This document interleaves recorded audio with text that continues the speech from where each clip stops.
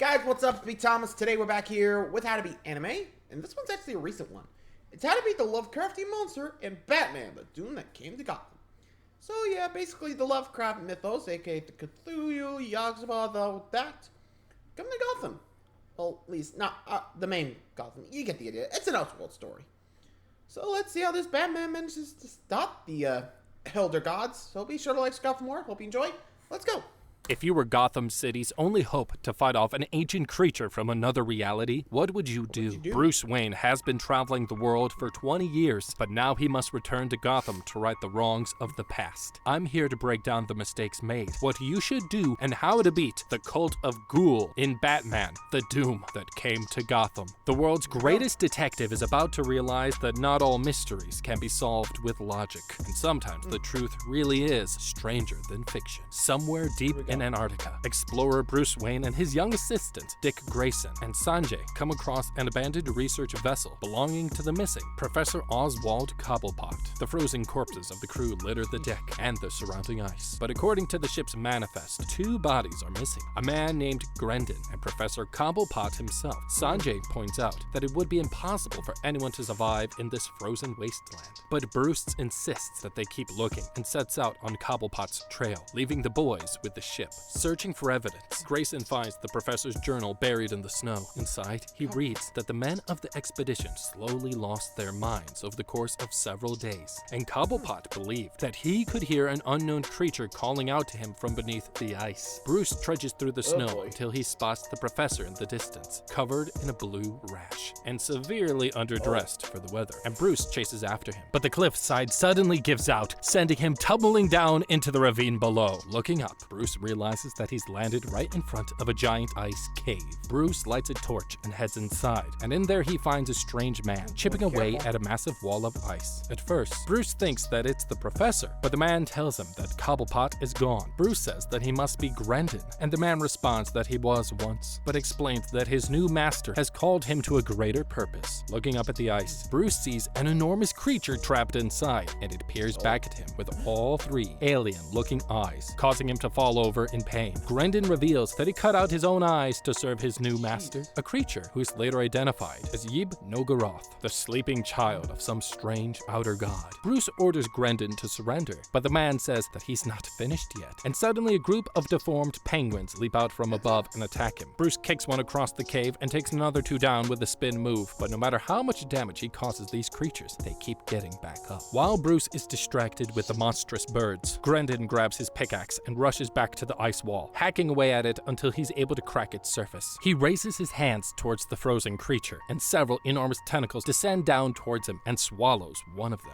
Surrounded by the mutated penguins, Bruce draws a flare gun and fires it into the air. The bright light causes the creatures to retreat, and suddenly Grendon rushes him with his pickaxe, but Bruce drops him with a straight punch to the face. Back to their ship. Bruce's third assistant, Kai Lee Kane, receives a call on the radio from her boss, and he tells her to get their entire stash of explosives ready. They line the mouth of the cave with several bundles of dynamite, and Bruce sets off the explosion, trapping the enormous creature inside. Grayson questions if they made the right decision, saying that the creature could have been valuable to science, but Bruce says that it was much too dangerous, and that whatever it was, it needed to stay buried. The group takes Grendon and boards their ship, setting off for Gotham, as Cobblepot and his demented penguins watch from the cliffside. On board the boat, Bruce's butler Alfred arrives with some lunch, and notices a rancid smell coming from somewhere in the room. Kai Lee explains that the stench is coming from Grendon, who started to decompose when they warmed him up. Grayson says that the tissue samples from the man indicate that he's actually dead, but somehow he's still very much alive, and so they've stored him in the meat freezer until they can come up with a better solution. Alfred finds Bruce sitting in his office reading from Cobblepot's journal, and Bruce tells him that the book points to the existence of an ancient cult which aims to destroy Gotham. He says that after 20 years away, they must return to the city, and presses a secret button under his Batman desk, revealing his batsuit hidden behind the bookshelf. As their ship arrives at the port, Bruce has a flashback to the night that his parents were murdered. He remembers how his mother and father took him for a walk through the park when suddenly they were attacked by a madman wielding a dagger. The man tackled his father to the ground, and when his mother rushed to help, he knocked her away, causing her to die from the fall. The psychotic attacker stabbed his father in the chest, laughing maniacally, and Bruce ran for his life to the top of a nearby clock tower. In the darkness above him, he saw the shape of a many-eyed octopus-like creature creature, and a horde of bats surrounded him from the shadows. Back on the boat, Grayson asks Bruce what they're going to do with Grendon. He tells them they're going to leave him on the ship, and the three of them draw straws to see who will babysit the zombie. And unfortunately, Sanjay pulls the shortest one and reluctantly stays behind, while the others get to do the fun part and go into the city. The four of them arrive at Wayne Manor and are greeted by Bruce's business manager. He assures Bruce that the company is going strong and tells him that he set up the cellar according to his specifications. Inside, Alfred finds a letter from Bruce's good old friend, Oliver Queen, inviting them over for dinner and drinks, and suddenly Kylie screams and they rush over to see what's wrong. In the study, they find a mangled corpse sitting in a chair. The body is covered in claw marks, and Bruce realizes from the bruising on its neck that whatever killed the man also had thumbs. He leans in for a closer look and has a hallucination of the body telling him that its name is Langstrom, causing him to back away in fear. Grayson asks if they should contact the police, but Bruce tells him because they're superheroes, they can handle it. Later that night, Bruce gets ready.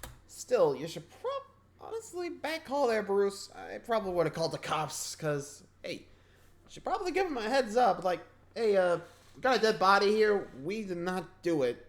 Can you come here? I mean, sure, it might seem suspicious, but still, gotta keep the Gotham police on call, you know?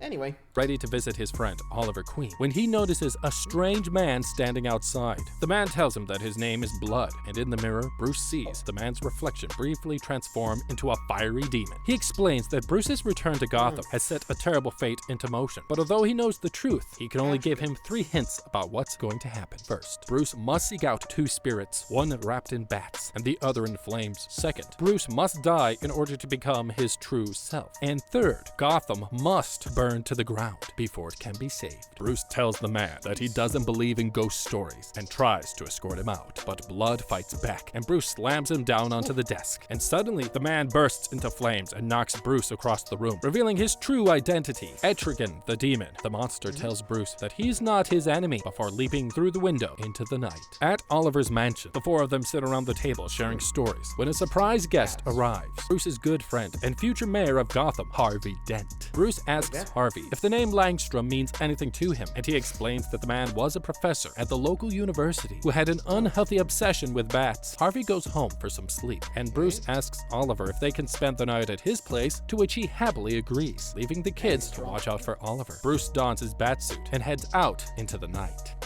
Okay, I know, Batman is the world's greatest detective, but this time, it looks like he might be in a little bit over his cow. This superhero might not believe in the supernatural, but to quote Captain Barbossa, "You best start believing in ghost stories, Mr. Batman. You're in one."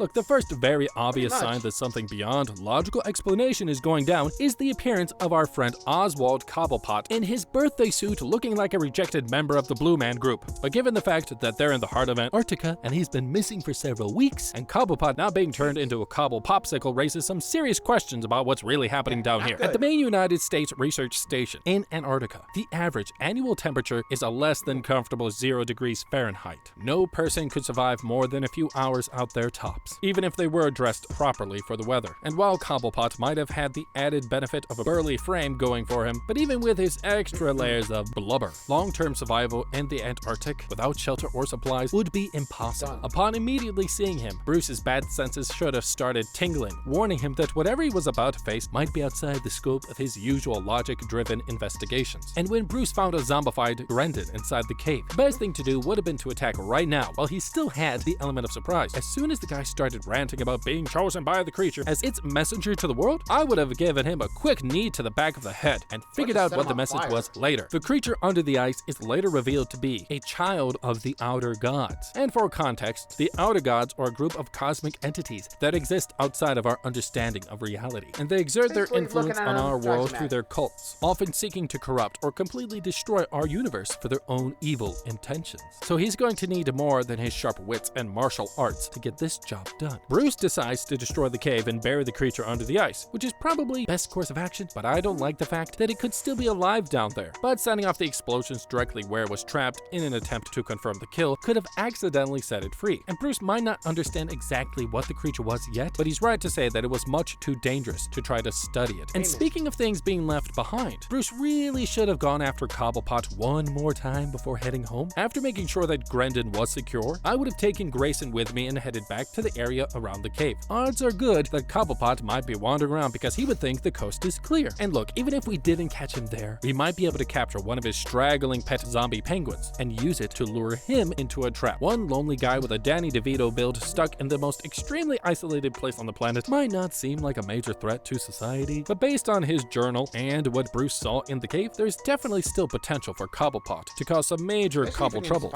if left to his own devices. If he were to somehow be able to float. Yeah, also, you might want to start studying up, like, I don't know if there's, like, Lovecraft here, you know, H.P. Lovecraft, but if I learned that kind of thing going on, I'd be looking through, like all of his stories that references, like, the Elder Gods and all that. You know, a good start would be Cold Air, which Grendel was kind of, you know, referencing there. Since, you know, the cold air was pretty much keeping him alive despite already being dead. If you guys don't know, check out the Overly Circus Productions for a short version of the stories. I'm not sure how many we'll be getting here, but I'll point them out if I can. But anyway.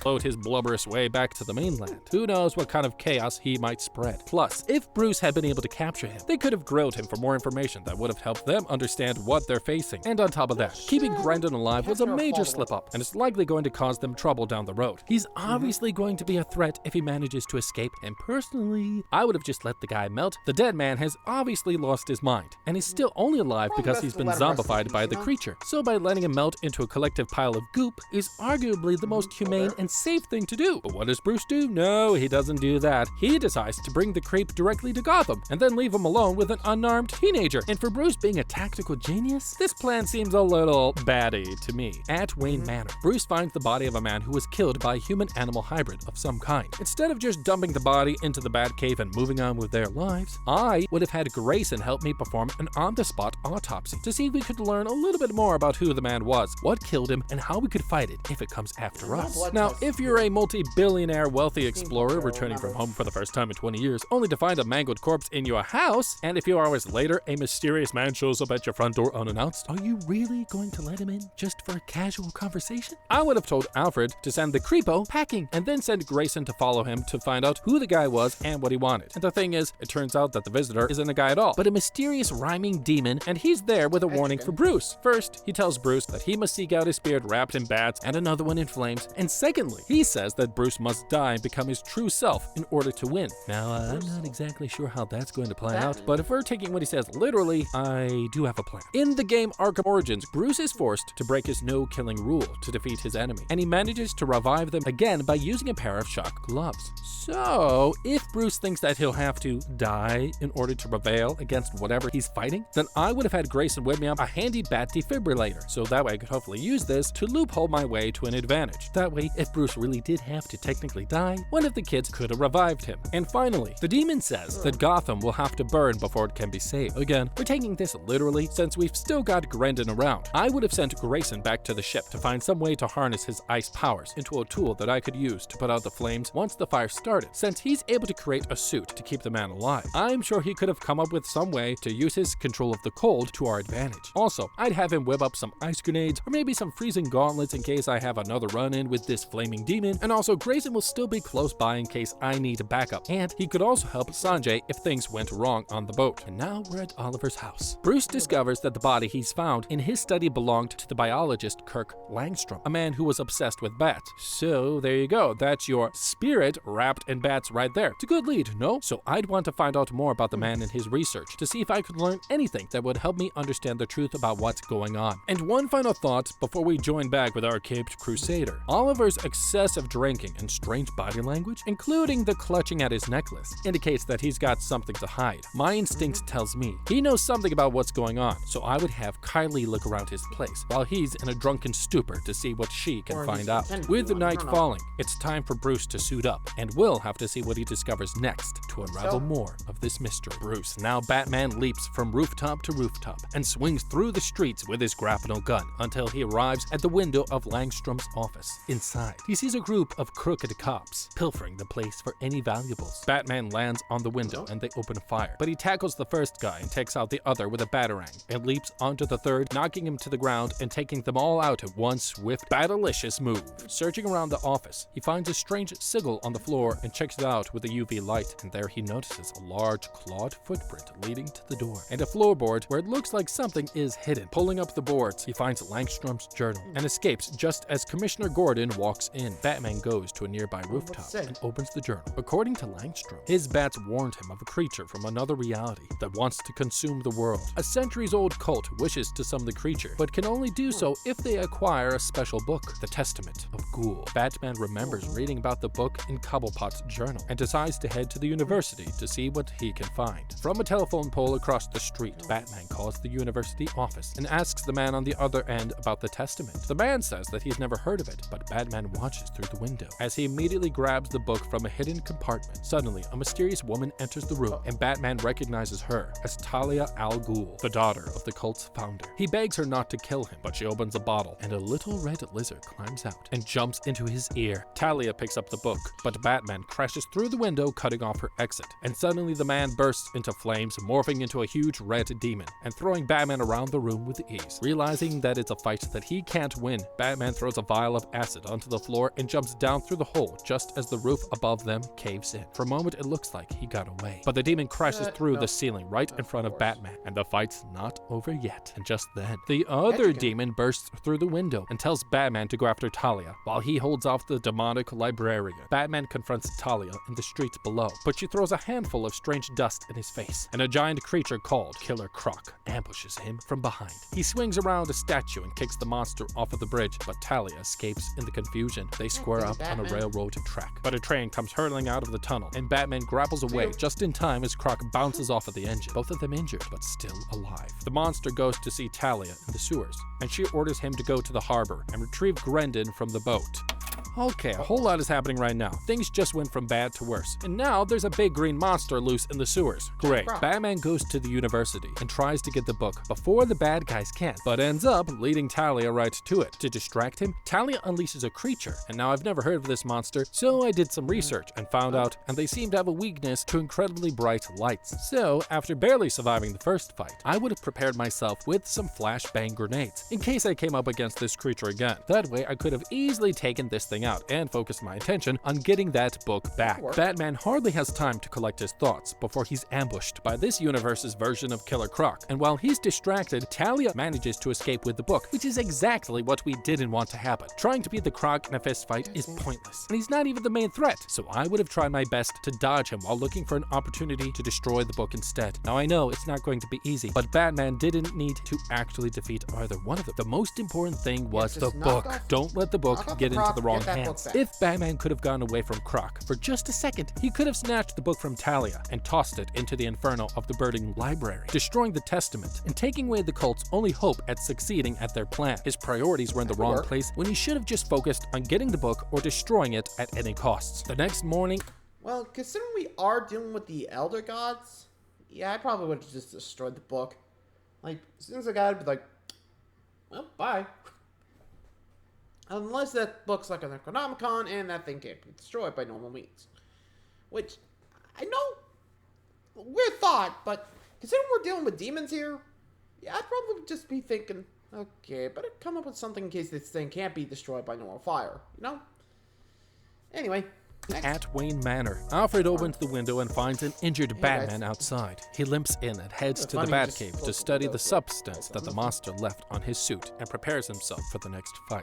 Meanwhile, at the harbor, the police notice that Bruce's boat is surrounded by icebergs, even though it's the middle of June. Oliver and the kids show up, and he distracts the cops while Grayson heads out to the ship, and he sneaks around the hold with his rifle and finds Sanjay frozen stiff. Grendon laughs at him from the freezer, and suddenly Croc bursts through the floor and kills him. The police finally finally get to the ship, but all they find are Sanjay and Grayson's bodies. With no sign of Grendon or Croc, Kylie bursts into tears when she sees the bodies of her friends, and Oliver comforts her, promising to avenge them. Meanwhile, in a cave somewhere deep under Gotham, Talia places an urn in the center of a sigil. Her demon arrives, showing her that it's captured. Etrigan, he steps into the sigil, igniting it in flames as he descends to his home down to the depths of hell. The urn bursts into a green whirlwind, forming into the shape of a giant man, Ra's al Ghul, Talia's father, and the leader of the cult. Searching for answers, Bruce flips through a book about the dark arts until he comes across a page on Al Ghul's cult. It explains that his greatest desire was to serve his master, an outer god called Log Sotha,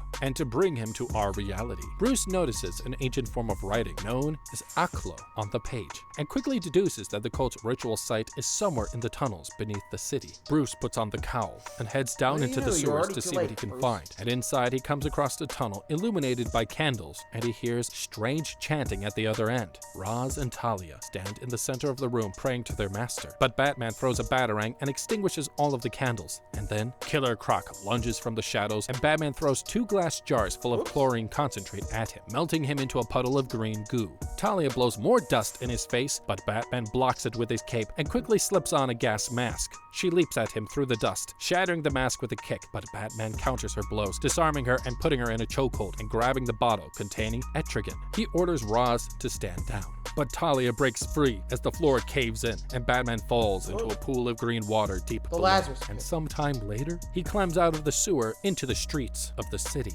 and there Alfred arrives to pick him up as he collapses from exhaustion. Okay, so much for our boy wonders. With Sanjay on ice and Grayson becoming Croc food, it's now all up to Kylie, Oliver, and Bruce to save the day. But after considering his fight with Talia and her minions, the Bat is not doing exactly a whole lot better himself. After learning about the cult and its intentions, Batman should have known right away that Grendon was somehow connected. I would have gone straight back to the ship, hopefully getting there in time to save Sanjay's life, and there set up a trap for Croc when he showed up. They could have made it look like nobody was on board and could have gotten the jump on the creature while he was distracted. Then they could have just used some heavy chains to restrain him and remove a major threat from the fight. I'd much rather battle Croc on my own terms instead of fighting down in the sewers where he has the upper hand. I would have used Grendon as bait and have taken the opportunity to strike when he wasn't expecting it. And by reading through a book on the dark arts, Bruce is now able to figure out the location of the cult's secret temple. And now that he knows the temple's coordinates, I would have used Bruce's enormous wealth to hire a construction team for a project right above it. After they closed down the area, I would have told them to take the rest of the day off, give them their pay, and send them on their way. That way, I know that there's absolutely no innocent people nearby. Then, I would have headed down into the sewers for the final showdown and set up some dynamite along the way, giving Alfred and Kylie the orders to set it off if anything goes wrong. Now, Bruce wisely decides to study the slime that Croc left on him to see if he can figure out any weakness before their next encounter. But when the battle kicks off, Bruce simply hits Croc with some chlorine concentrate, a corrosive agent that quickly turns Croc into a puddle of slime. But given his strength and knowledge of Talia's plan, I might have taken a different approach and tried to keep Croc alive. If Batman could have subdued Croc with tranquilizers or electric shock, he might have been able to use him to learn more about the cult, or even turn him to their side and have a powerful ally in the future. Worst case scenario, he would have made a great meat shield if my fight with Talia and Ra's wasn't going well. And instead of using the I don't know, the Croc here, not that smart, or you know what I mean, more of a mindless beast than an actual human, I think. I mean, considering it just ate Grayson, I ain't taking any chances, so bye. Got it.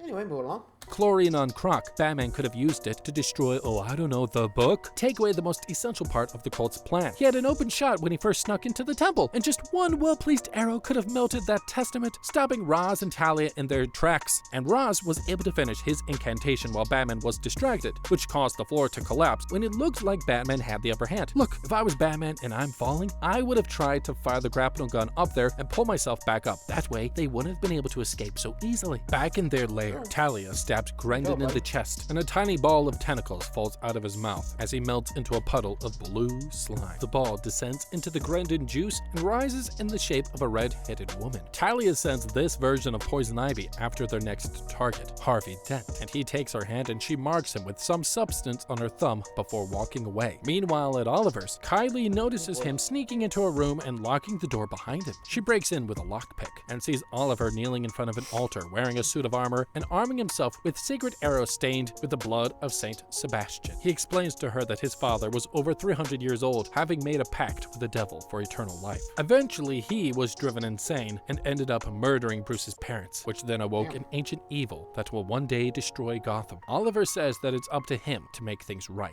and tells Kylie to go before the creature comes after him. We're now back at the Batcave. Batman is speaking to Langstrom's body, realizing that he's the spirit wrapped in bats that the good demon mentioned before about. Kylie comes back to check on him and warns him that something is wrong with Oliver. Kneeling in front of the altar, Oliver hears footsteps approaching him from behind and hits Poison Ivy with a no-look throwing knife straight to the dome. He raises the bow, but the woman pulls the knife out of her head and transforms into a huge demonic creature, attacking him with long root-like arms. Oliver dodges around the chapel, firing arrow after arrow into the creature, but she destroys his bow, and he lunges at her with a battle axe, but the monster overpowers him, impaling him with a root. But at the last moment, he pulls out a holy hand grenade and turns her into firewood. Batman and Kylie arrive on the scene and find Oliver gravely injured, but the creature destroyed. Oliver and Bruce share a heartfelt moment before he dies, and he clears Oliver of the guilt for his father's crimes. Bruce takes his dagger and the quiver of sacred arrows and goes to finish the fight, leaving Oliver's body behind.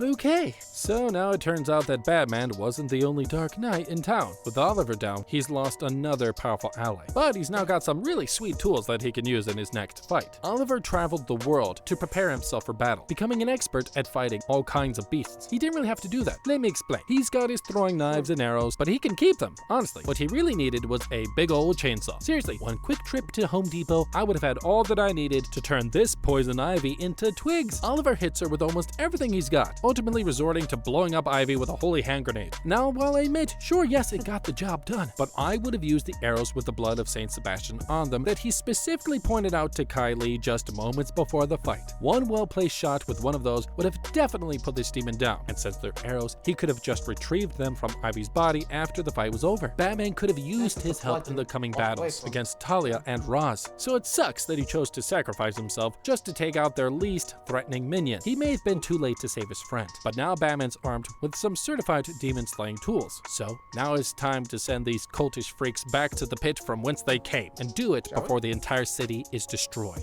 Meanwhile, Harvey sits alone in his house with a disgusting purple rash taking over the entire left side of his body. Talia enters the room behind him, and he begs her to put him out of his misery, but she says that he still has a job to do. Bruce goes to visit the graves of Grayson and Sanjay, and Kylie tries to convince him to give up before it's too late, but he says that he can't leave Gotham. Commissioner Gordon shows up and tells Bruce that his medium daughter, Barbara, says that his spirit needs to speak with him, and Bruce agrees to visit her that night, saying that it's finally time to figure out who this spirit wrapped in flames is. Bruce goes to the Batcave and puts on his suit, grabbing the arrows, dagger, and bottle containing the good demon. Alfred tries to stop him, but Bruce says that he has to go, and he reluctantly flips a switch, revealing the Batmobile. Bruce tells Kylie that she's in charge of the Batcave and now says goodbye to Alfred, before climbing into the Batmobile and speeding off to Arkham Asylum. Inside, Batman goes to Barbara's cell, and he asks her to speak to the spirit wrapped in flames. She asks him if he's sure that he wants this, but he says that he doesn't have a choice, and she calls out to the spirit from beyond the grave. Bruce opens his eyes and sees his father Thomas sitting in a chair in front of him. He explains to Bruce that he was one of the original settlers of Gotham, but his people were struggling to survive. They discovered the temple deep below their land, and Oswald Cobblepot, Henry Queen, Bartley Langstrom,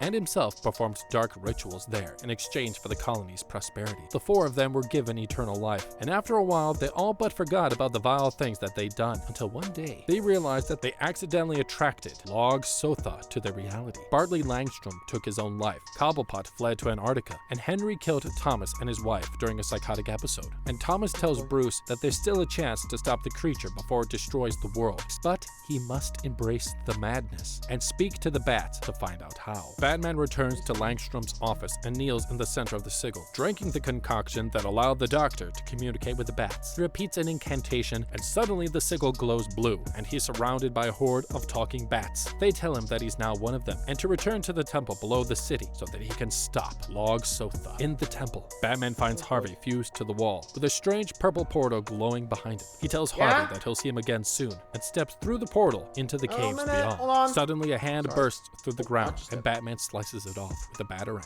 mutated versions of Oliver, Sanjay, and Grayson rise to the surface, and Batman asks them to forgive him. He throws 3 batarangs into the mutant Grayson before stabbing Oliver and Sanjay in their heads as well, but the creatures are all unharmed, dodging their attacks. He draws his bow and fires one of the sacred arrows into Sanjay's chest, causing him to explode in a burst of blue light. He prepares to fire at Oliver, but Grayson breaks his bow, and Batman leaps towards him, plunging an arrow into his chest. Finally, Batman rushes Oliver and stabs him in the head with a 3rd arrow. And as he dies, he thanks Batman and tells him to finish the fight before being engulfed by the blue flame.